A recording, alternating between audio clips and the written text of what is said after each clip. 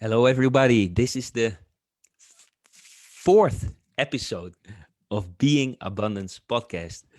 Yeah, it makes me think which episode because we're talking today about the third law of abundance, the law of detachment. And Sujit, like always, we start our episode with a short meditation. So I would like to invite you to guide this meditation for our listeners.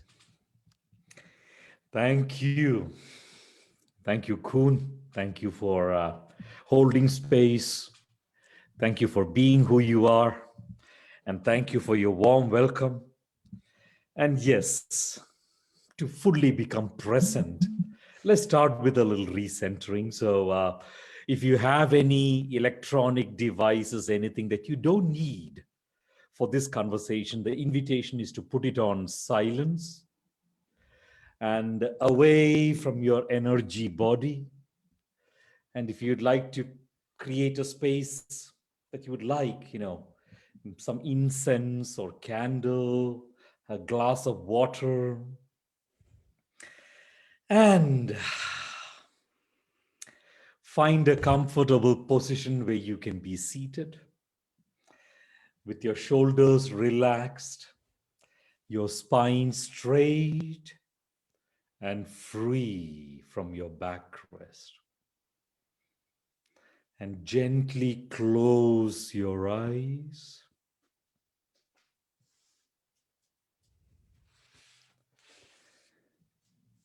And become aware of all the sensations within your body. Connect with your body.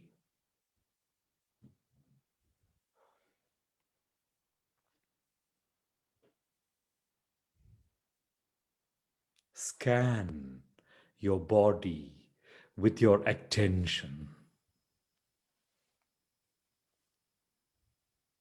and notice any ease or lightness anywhere.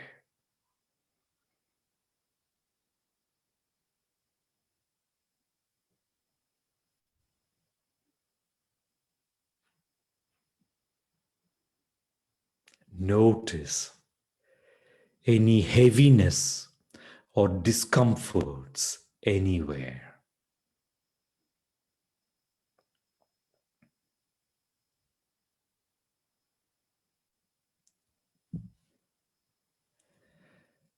And wherever you notice any discomforts, hold your attention on that spot.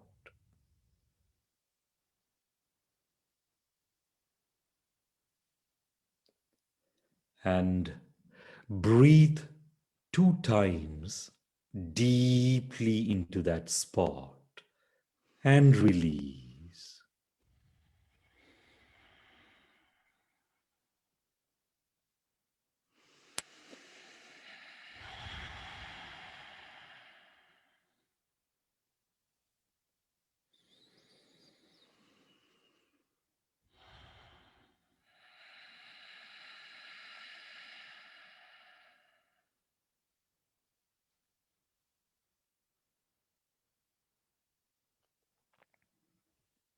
Continue to remain connected with your body at all times as you slowly return back into this time and space.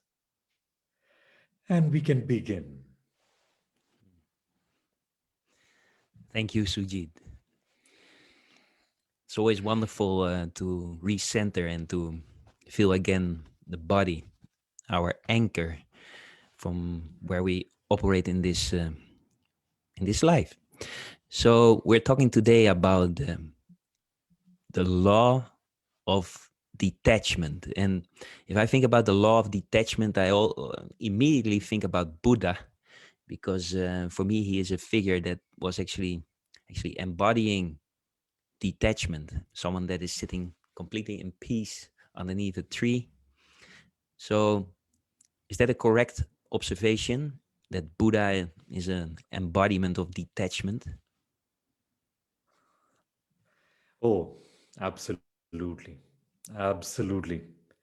Um, in a holistic sense, in an absolute sense, the enlightenment that Lord Buddha embodies very clearly represents detachment and more.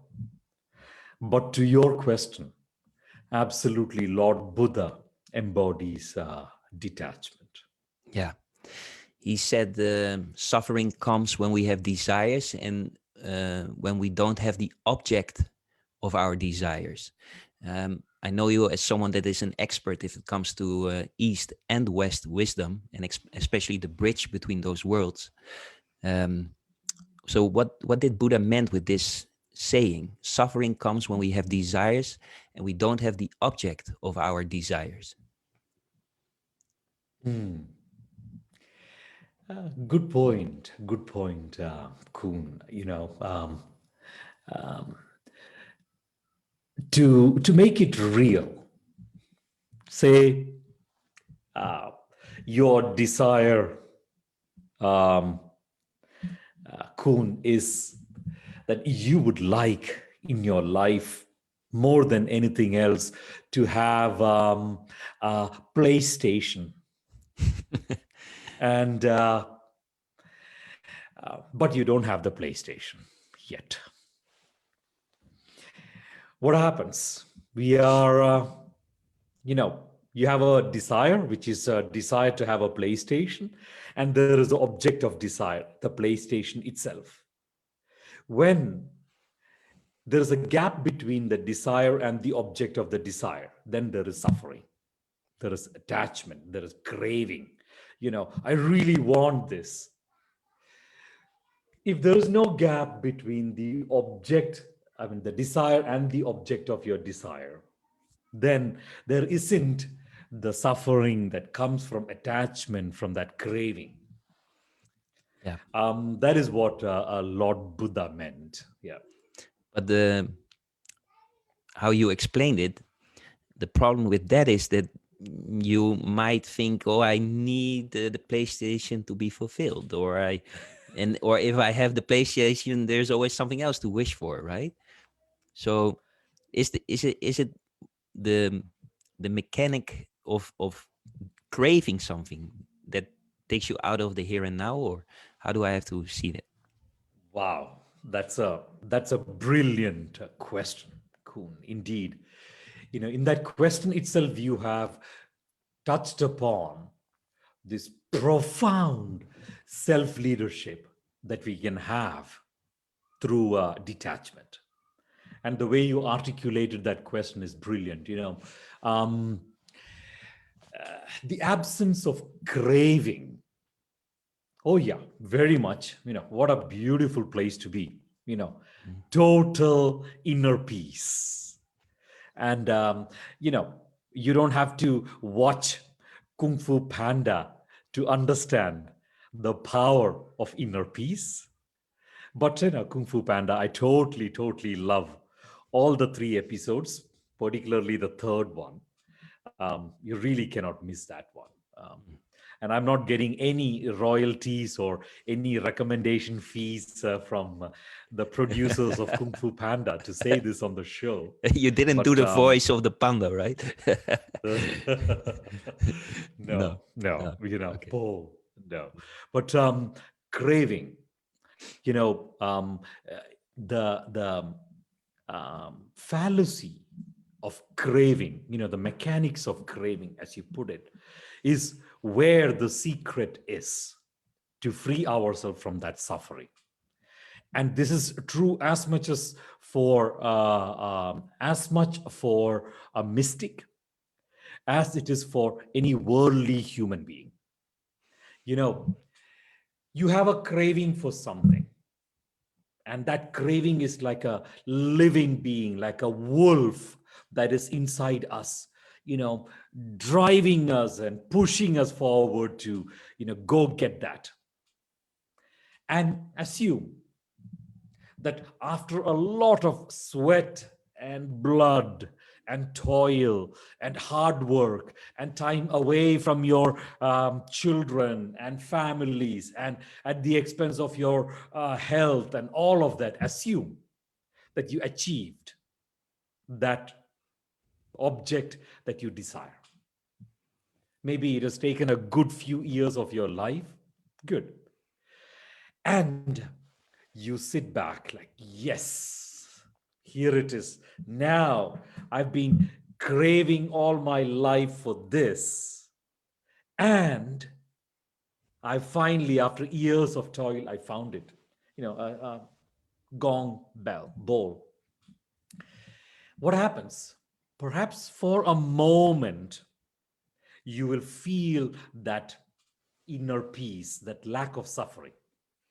But in the next moment, what happens is that mechanics you talked about re-emerges. That is the nature of this organ called ego. A minute later, it will start craving for something else. It has got this thing, the novelty, the pleasure of this thing that we dreamt of has worn out. And then I'm like, you know what? Now I really, really want a Nintendo. That is the mechanics you talked about. Yeah.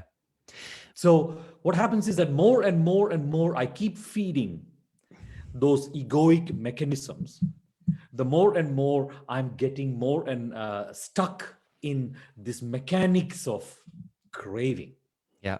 So the idea there is to just detach and stop feeding that ego. And that is precisely what Buddha meant, which is kind of 180 degrees opposite to what we try to do to bridge this gap between desiring and having the object of our desire. Yeah. What you say, I recognize as true, because I think that what we always think in our illusion, that if we have the telephone that we so much want, that at the moment we have the telephone that we are complete. But the funny thing is, of course, that we are already complete. The only thing that happens at the moment that you get the telephone is that the desire of the telephone drops away. And then for a little moment, you are remembering that you're complete. So it's not necessarily the telephone. It's actually, it's the object of your desire. But that is actually just the object, and the object just appears. And at the moment it appears, you feel complete, but you are already complete, right? We learned that from the law of echo in our last episode. Exactly. We are already complete. And, may no listener ever be led to believe, Kuhn. And you are such a shining example for me, a great teacher in your own little way, of so constantly, so unwaveringly recognizing your completeness. Yes, let no being be ever trapped in the illusion of their incompleteness. No, we were born complete. That wholeness is still completely within us. But all we need to do is to kind of just subtract our conditioning that we have acquired through our upbringing and our parents and our schooling and Sujit, the media. Sujit, yeah. If we are complete, then which products can we still buy? I mean, the whole industry is built upon the idea, all the magazines for women and also for men, like very sportive types, or for women like very there's always lacking something if you believe those magazines, because they want to sell some products, right? We need to believe that we're not complete if we yes. Otherwise we will not buy something. Oh yeah. Besides food, of course. Yeah, true. It is, and that isn't that the very objective of marketing. Like when you put on a television,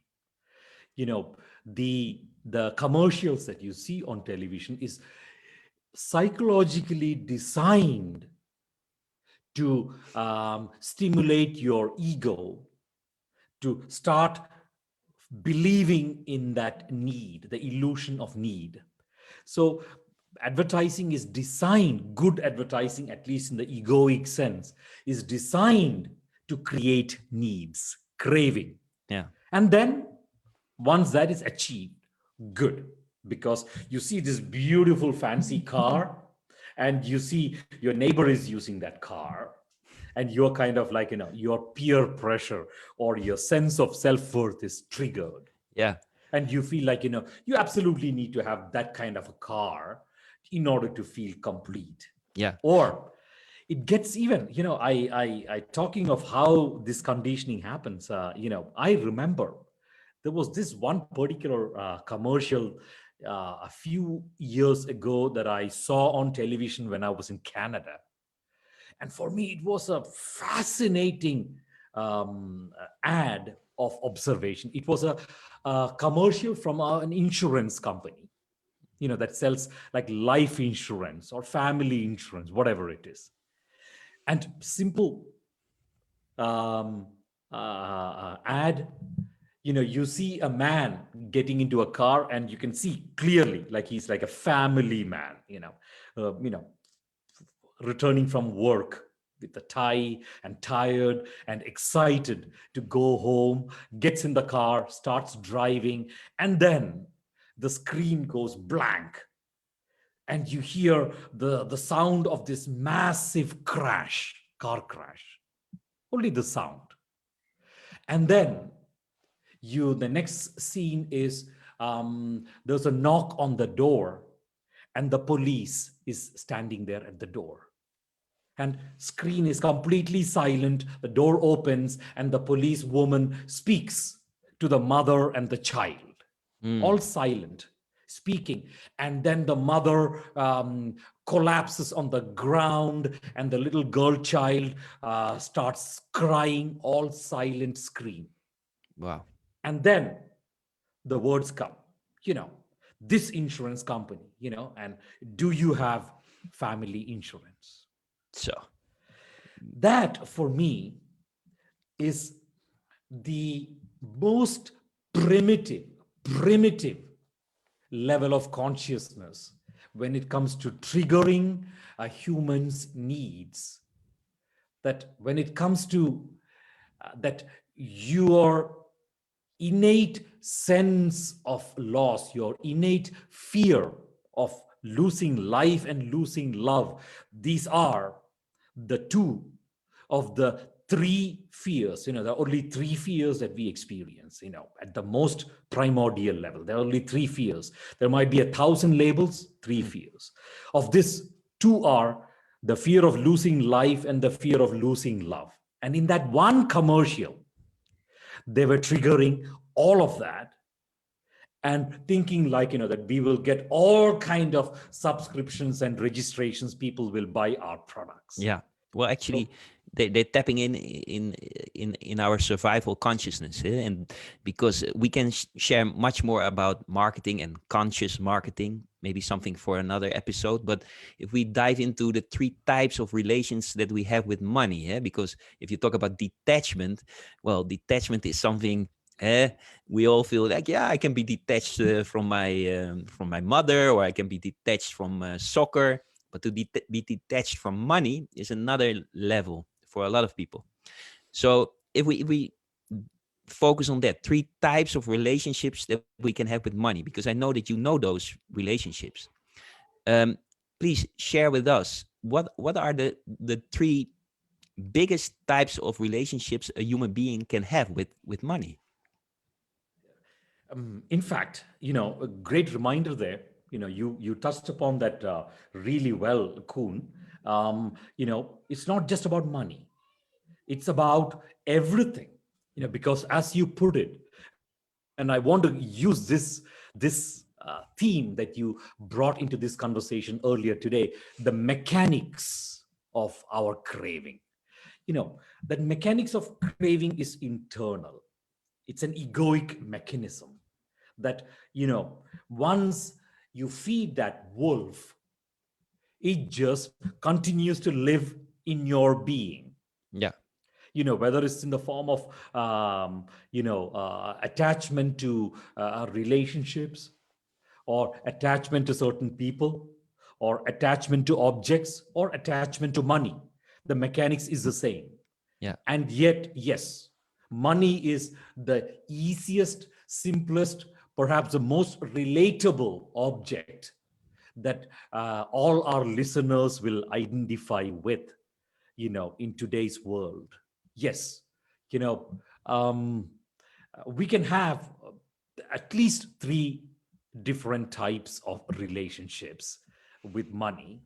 Um, if you make it subtler, there are five different relationships. But for the purpose of our conversation, absolutely, one is where money controls us. And that is, really a survival consciousness. Like, we feel if we don't have money, we feel desolate, we feel lost, we feel scared, we feel our life is eroding Yeah. if you don't have money. That is a situation where money controls us. That is a survival consciousness. Also, But very much attached to that is the fear of death, that you will not survive the state exactly. of, yeah. Yeah. Yeah. Today, at least in the way we live, when we don't have money in the bank, that is precisely how we feel. We feel that the fear of losing life, because we'll not be able to sustain ourselves, keep our soul and body together. Totally. Yeah. Yeah. It's a funny thing, how over the generations and generations we've come to equate something as illusionary as money to our life. And the second relationship is pretty much kind of the opposite of that, where, we move from the place of money controlling us to imagine the pendulum swinging to the other extreme. And that is one where I control money. Yeah. So Wall Street. Wall Street. there you go. Yeah. Okay. I control money Yeah. because there is something very fascinating with that sense of control. It gives us an illusion of power, which is actually force. It gives an illusion of power over others through that money. It gives an illusion of being completely self-authored, that I am in charge of my reality. And money is a good thing.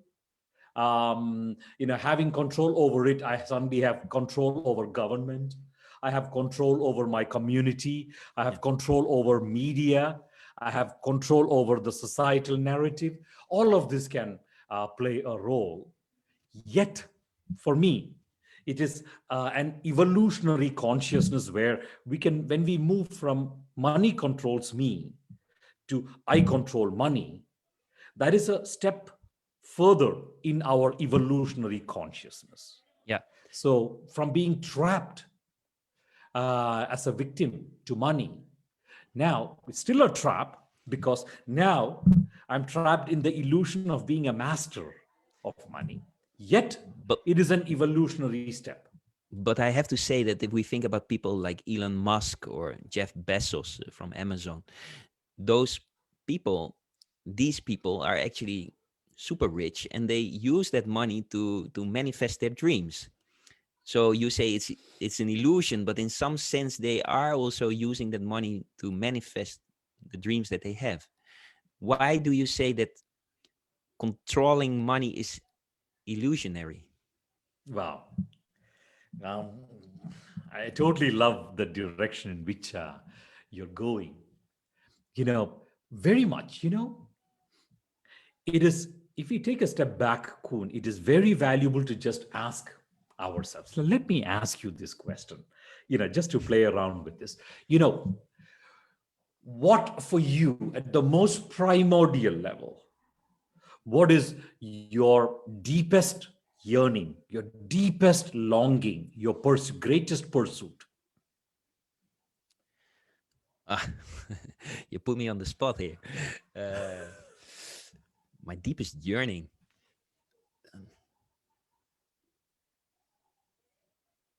I think in the essence is freedom, to be free. And I could say that I can experience through my family and through my friendship with you and through but in the essence it's also the experience of, yeah, being who you want to be. um, it is also very much connected with knowing that this this body one day will disappear, but I know in my heart that I am here and now, and I will not die with it. But that knowing is from a moment to moment truth, that I fully know that I'm free, and I know that I'm free, but that becomes an actual lived experience from moment to moment. And I got sometimes like a little sip of it, and sometimes it hours, days, but then it becomes like a balanced idea, or not only an idea, lived truth, that I am free. Wow. That is the essence. Yeah. Beautiful, beautiful. You absolutely touched on the core, the source. It is very what you said, this renunciation or liberation or freedom or whatever it is that you refer to is very tied to a very subtle, constant pursuit that our being experiences. And that is a pursuit of reconnecting with the ecstasy of our spirit. Yeah. You call it anandam in Sanskrit, bliss. Yeah.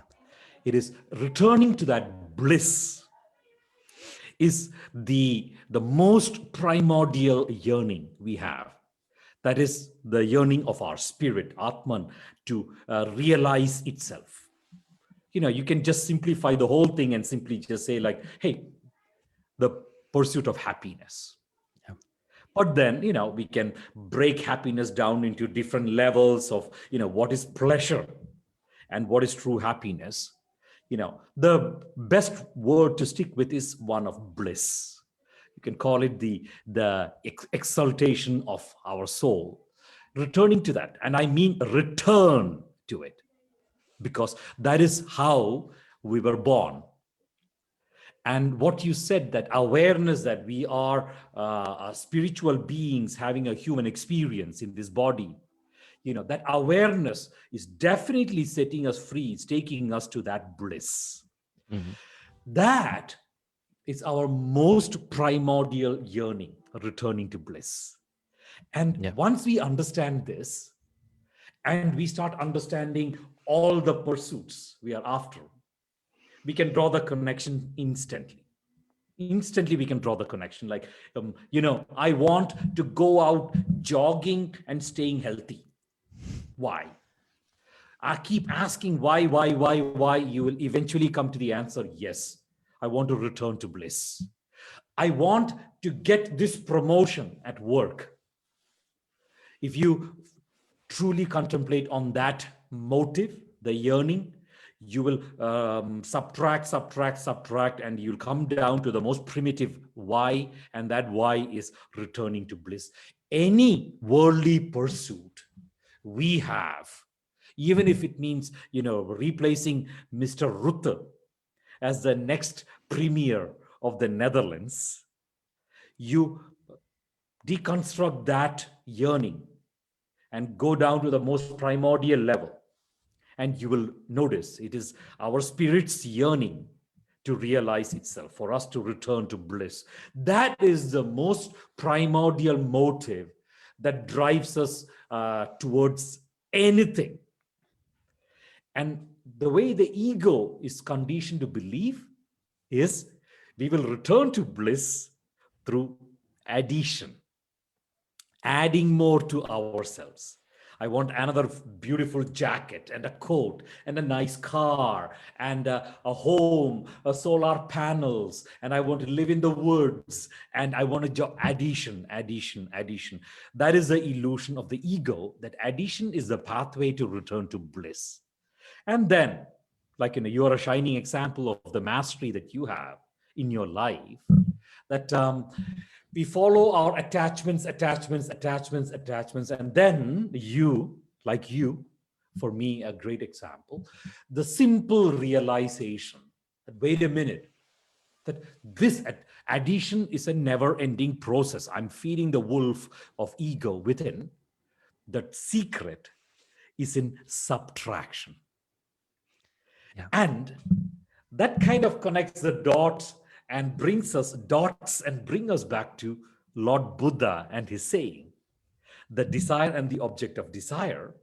So you can, push yourself to add, hoping that, the desire and the object of desire will become one, or Lord Buddha's prescription, subtraction. Subtract all your illusions, conditioning, subtract all your attachments, Yeah. Well, desires. they're beautiful thoughts that you share, but I didn't get yet the answer to my question. Like people like Elon Musk, Jeff Bezos, they control money, but you say that is illusionary. What is the illusionary aspect of it then?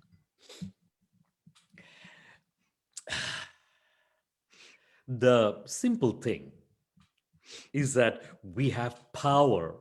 Every one of us has power over everything and control over nothing. It is, just to substantiate this illusion, countries like Netherlands, Italia, Denmark, Spain, France, these last few days, every day in the news, you hear of people protesting, civil disobedience, unrest, going out into the street. And,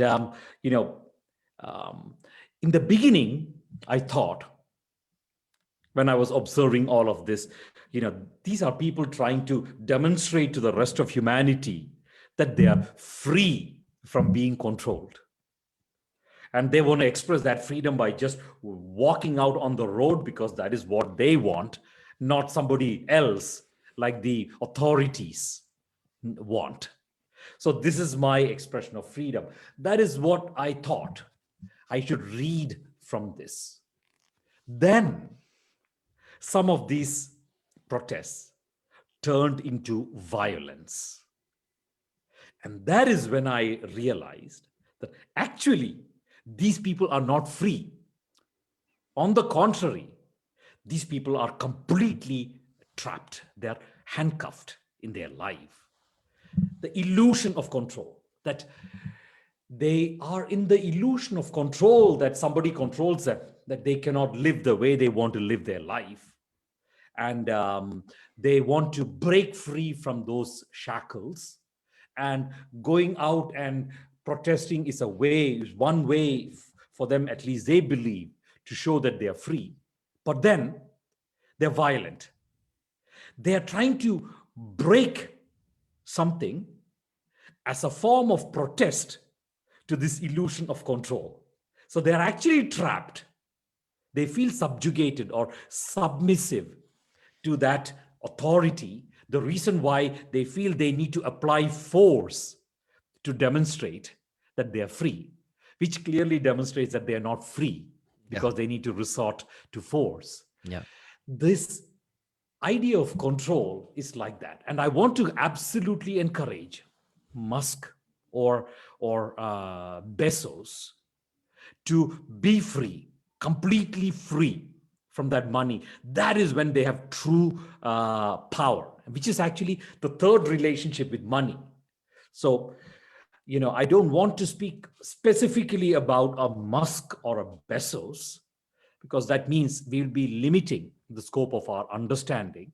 And besides, we don't know fully well both those individuals from within. We can only speculate based on what we know on the media. That's true. However, imagine if Bezos or Musk is somebody who feel that they are in control of money and they are in that seat of power. There is a next level that they can go to, Yeah. a place of true power. Yeah. So let me And round up a that, bit. Let me round up a yeah, bit for the listeners. So one is money controls you. That's the yeah, survival consciousness. Then through evolution, we come to the second, that is you control money. The illusion to think that you can control money.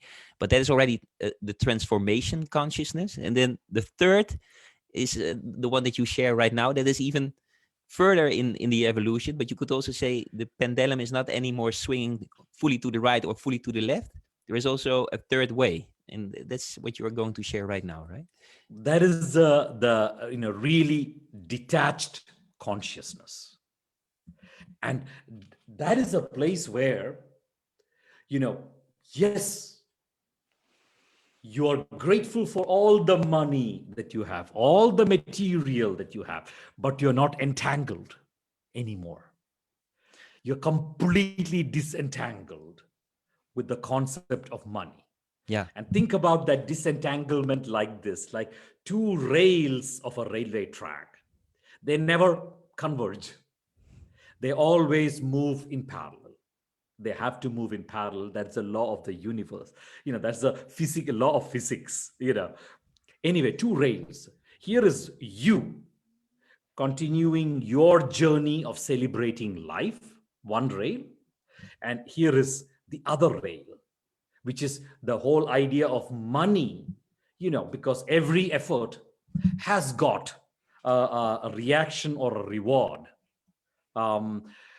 Being completely disentangled from the idea of money. Now imagine that. The money will all be there, which is what the law of detachment says, that our rewards are proportional to our level of detachment from the rewards. Wow. Can you repeat that sentence one more time? So everything I receive is proportional to the level of detachment I have to the rewards of my action. Yeah. And you speak about the level of detachment, but to understand it even better, what is detachment in one sentence? It's non-attachment. Yeah. It is disentanglement. That means I can lay it out with a metaphor. What is a detachment? That metaphor will not fit into one line, Kuhn, unfortunately. So I'll not be able to fulfill your desire at this moment. Well, after you give your example, I will give it in one sentence. Great. Okay, Yeah. good. Lovely. Let's try that. Let's try Yeah. that game. Yeah. This is like a metaphor. You wake up in the morning and you go to the window, you open the curtain, Mhm.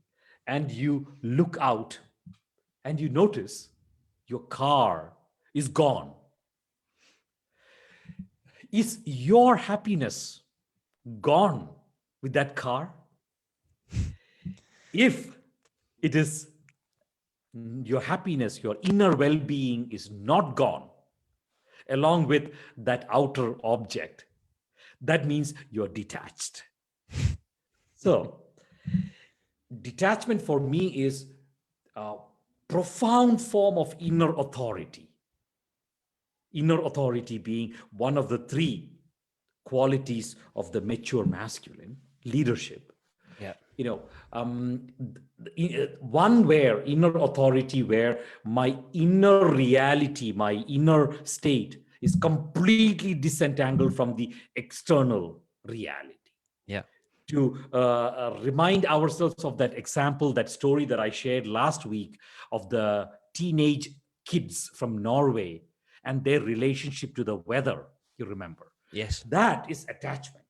Yeah. So detachment for me is Open the window and car gone, but deep inside, you're just Zen.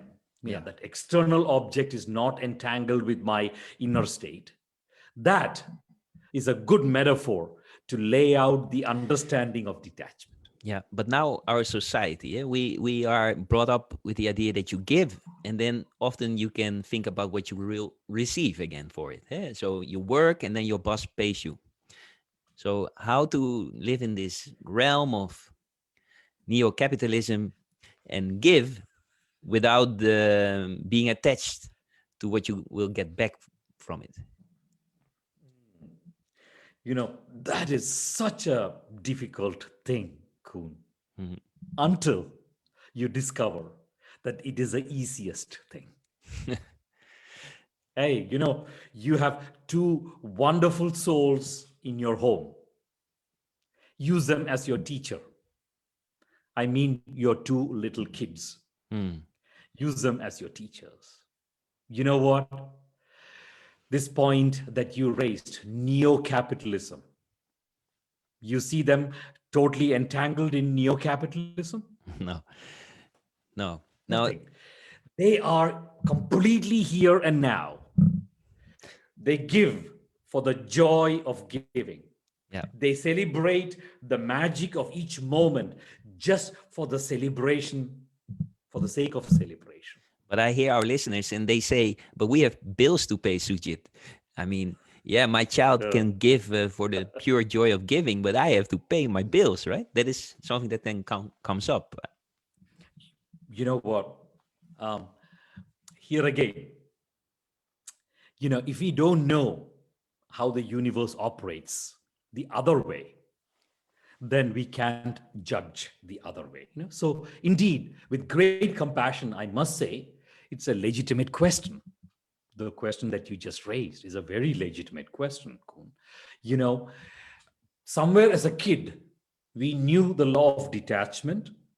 We knew that the universe operates with the law of detachment, but somewhere along the way in our upbringing and our conditioning, we forgot how the universe operates. So, if you want proof that indeed will it work, if I completely detach from the rewards, I say to hell with the bills. I say, what my spirit wants at this moment is to create some recordings and put it out there and share my truth and do my journalism and this and that. That is what my spirit wants, to feel fulfilled, to realize itself, the here and now experience. For the joy of doing it, I'd say do it Yeah. and Well, just watch the universe. Just watch the universe. yeah. This might sound theoretical from a mystic somewhere up in the mountains. No, no, no. No, this is what I experiment in my life. My family experiments in our life every day.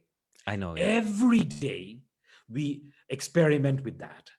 Yeah. For the last 15 years of my life, I've been experimenting with the law of detachment. Yeah. And I have had many, many moments of dread inside Kuhn. Dread. It's not even fear. Multiplied by 10. Oh my goodness. The the universe will not respond. Oh, I'm going to be let down. Yeah. Oh, I'm not going to have money. I'm not going to be able to pay the bills this month. No, that dread has all been internal mechanisms. It has not been a measure of the universe's generosity. The law of the law of detachment says the more I detach from the rewards, the more the rewards come to me. Last 15 years of daily practice of that law, I've I've I've lived happily. Yeah. I'm still alive. I am still a very vocal advocate of it. And that comes not from just because I learned it from my masters, but 15 years. I've applied it and it works. Yeah. Well, I have seen that with my own eyes. And for people that are thinking, like, what is Sujit talking about that he's doing that in his own life? Let me give an example. Sujit organizes walks for men and seminars for men and women. And during one of those walks, like where you can go into men's work and I actually participated in one of those walks where you can embody and feel the freedom that you so much search for in your life. Great walks, by the way, through Italy, following uh, the road to Assisi, like Saint Francis once did. And then, well, we were there with men walking, and instead of that, we had to pay a fee of 400, 600 euros. It was on a cost donation basis, so the costs were very low, also because of generous people helping. And Yeah. then at the end of the walk, we were actually invited to to share if we wanted to show our appreciation, but we could also say like, no, Sujit, thank you, that the costs were enough. Yeah. But we could share also with Sujit a donation to help him on his path of being a facilitator for men's work, for helping children in India, for a lot of beautiful causes. So it is up to us whether we want to share a donation. And if you are not at that moment capable of sharing a donation, also perfect. We were completely free of doing that. Um, and that was actually for me beautiful to see, Suji, that you are indeed absolutely not attached to the outcome. Could be that that day you raised maybe one euro or two, I don't know. Could be that it had been hundreds of euros that people thought like, well, let me give this guy some money. So that was beautiful to see. Yeah. And I know from all the seminars and the books on your website, it's all on donation basis. So that means that that you are not attached to the outcome, and that must have been not always easy to follow that path. Yeah. Yeah. There has been, human fragility at the beginning of this practice. And again, thank you. Thank you for that acknowledgement, Kuhn. The practice of the law of detachment. You know, I there's an inherent truth here, Kuhn, that human beings are inherently hugely generous. Human beings are amazingly, amazingly generous. This might sound corny or even naive for some people. This is my truth. Human beings are incredibly generous. Yes, and even when I ask for donations, you know very well, Kuhn, I don't want to know who donates what. Mhm.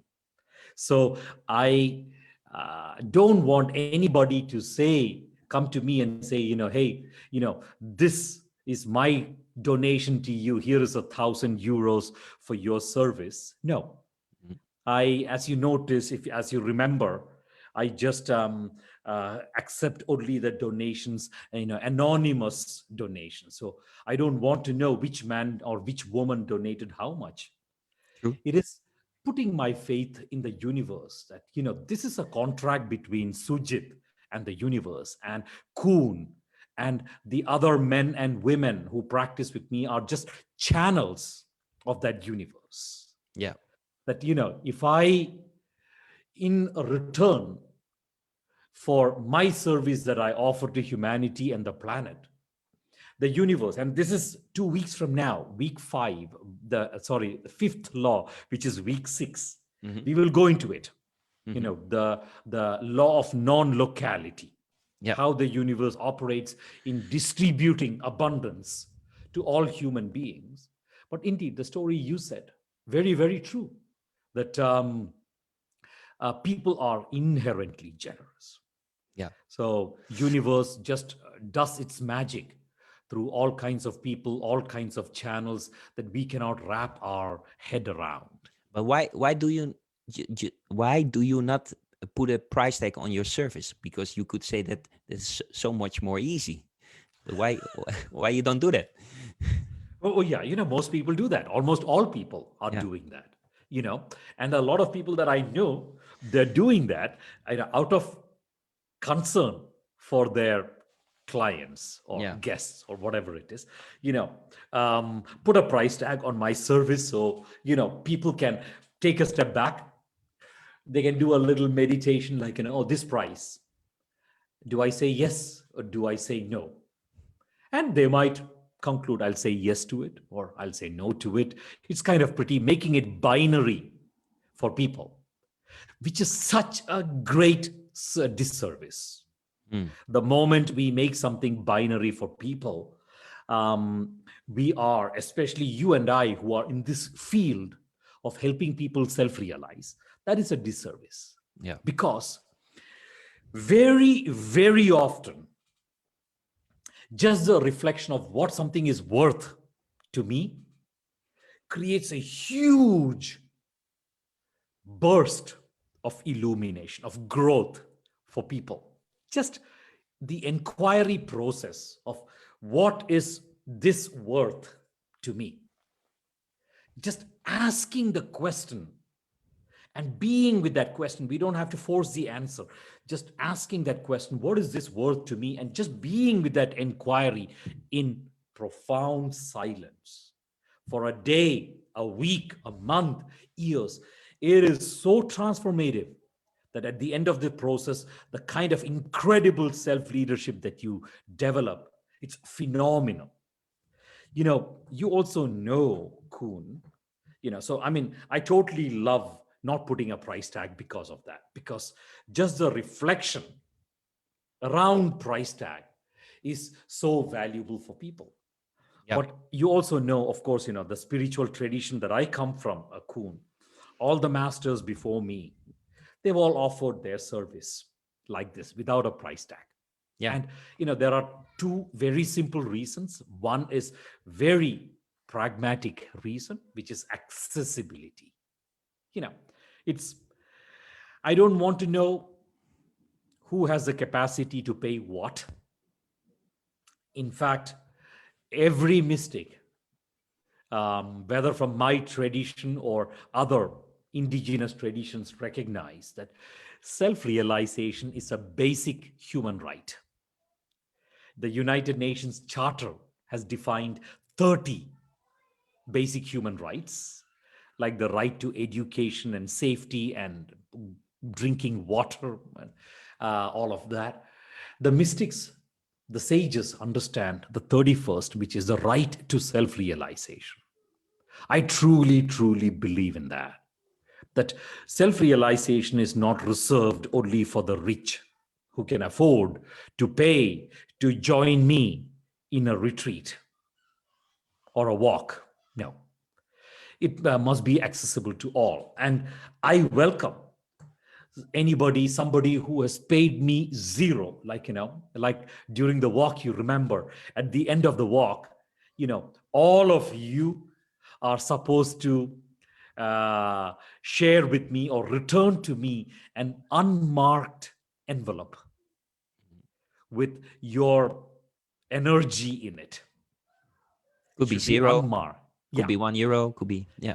Exactly. So some envelope I open, and what I have there is a beautiful note that says, yeah, very much. And I'm gratefully speaking about this. No Yeah. laughing.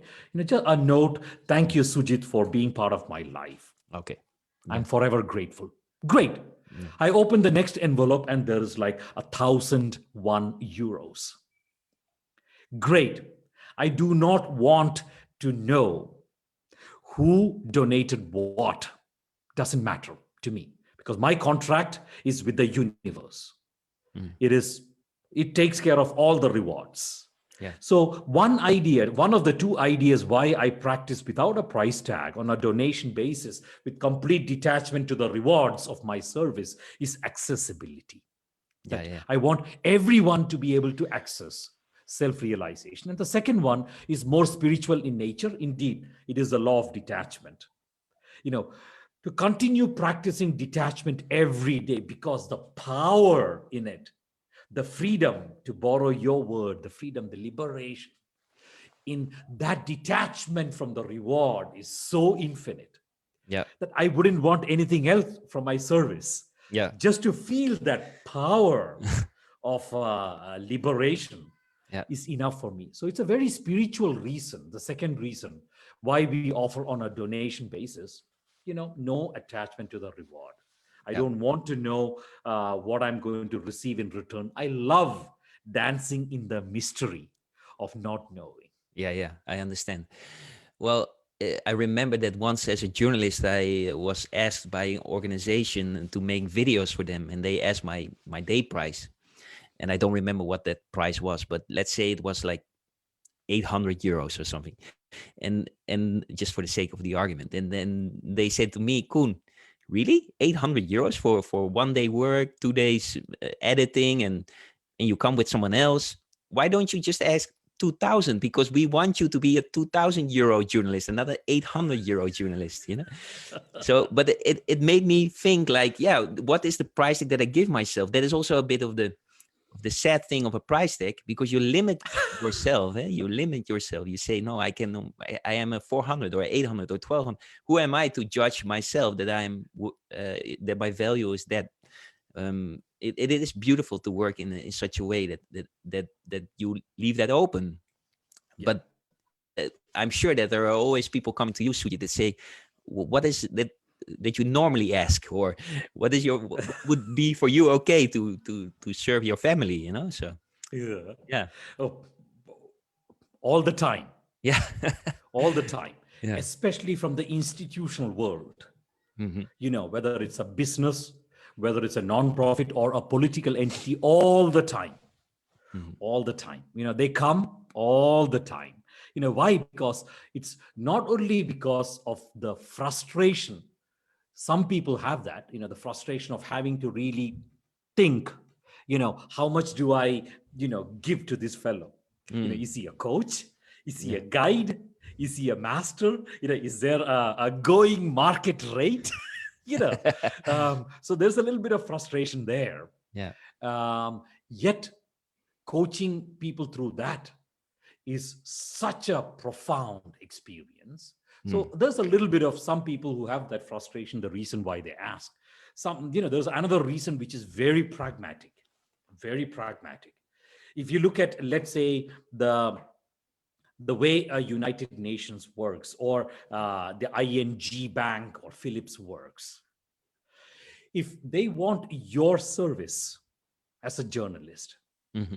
or my service as a space holder or a spiritual guide, whatever it is, um, the way the process works within these institutions is they internally, the first thing they have to do is to create a proposal and put a price tag to it. They need a price tag before the person who wants to bring you into that institution to help that institution evolve. Hmm. That person then has to send the proposal to the finance and accounting. And the finance and accounting will have to look at the price tag. If there is if it says on a donation, then they will immediately reject and then send it back saying, like, sorry, we cannot process Yeah. your request. Yeah. It goes to the human resources. The same proposal goes to the human resources. They will look at it. Great proposal. But hey, you know what? We don't know what is available in your budget. And if there's no price tag for training and development, etc., we'll not be able to green light it. It will be sent back. So there's a simple, pragmatic, process-based reason why a lot of people come to me asking, wait, we will never be able to bring you into this institution and start, a spiritual, a conscious conversation around the sustainable development goals unless there's a price tag attached to it. It And happens. what do you Often do? What do you do in such a situation? the process begins here.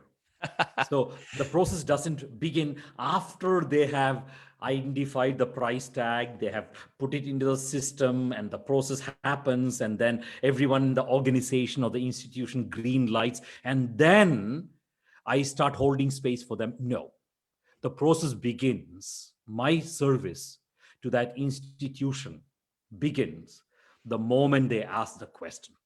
Yeah. I So just it's simply hold space for them. And I just ask, like, what? You, ask yourself in a very holistic way, what is this worth to you? Yeah. And then a huge inner process begins, like understanding, what am I receiving? Am I receiving from Sujit something functional, something emotional, something spiritual? What is the evolutionary shift that I am in the middle of? That's a very, very deep process. And then there's another deep question: what is what I'm receiving worth to me? You know, like there might be somebody who might walk with me for 8 days and then conclude this whole experience is worth this much to me. Zero. Hmm. Perfect. If that person has come to that clarity, purpose served, it's worth zero. For somebody else, it would be worth something else. This whole contemplation around what is something worth to me, look at this, what is this worth to me? Am I suddenly thinking about, Albertine in the supermarket, in the shelf where I find the stationery? I know this is sold and I can buy this for €2? Or do I relate to this in a different way? This will help me articulate my message to humanity. Hmm. And then humanity will shift. And then all of humanity will be prosperous. And then there will be total global peace. And then some of these very polarizing ideological, faith systems will, people will be saved from it. Then, so it's a beautiful process to go into this very deep inner world of understanding what is something worth to us. All of that is part of the process of holding space and growing. Yeah. We were speaking about the what is detachment, and I now all of a sudden remember once that you said detachment is giving for the pure joy of giving, um, like a child gives, right? A child is like that. A child gives purely for the joy of giving, and he or she, I see that with my own kids. They don't necessarily think of getting something back. They just like to give me a stone, or they like to give me a drawing, or they Yeah. just love to give. And you are actually trying to bring us back to that innocent way of being, right? Beautiful summary. Hmm. Yeah. And I'm looking at the time and I notice that we've come to the end of our hour. Yes. And, bringing it back to the simplest of the simple essence of children, or that innocent nature of our spirit, is a good summary of the law of detachment. Yeah. If when I'm completely detached from the reward, I give only for the joy of giving. I want to give something and I want to see the delight on your face.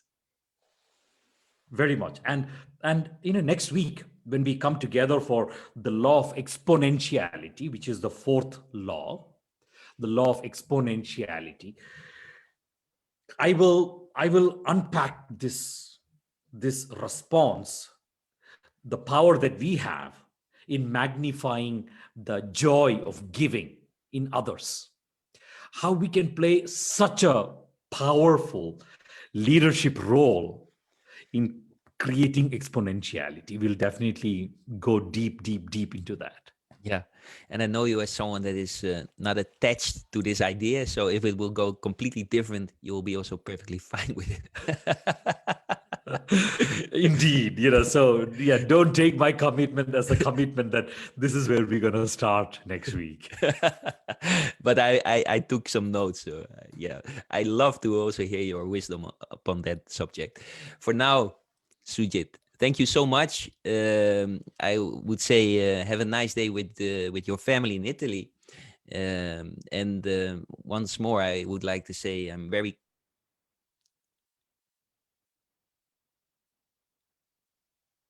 Wow.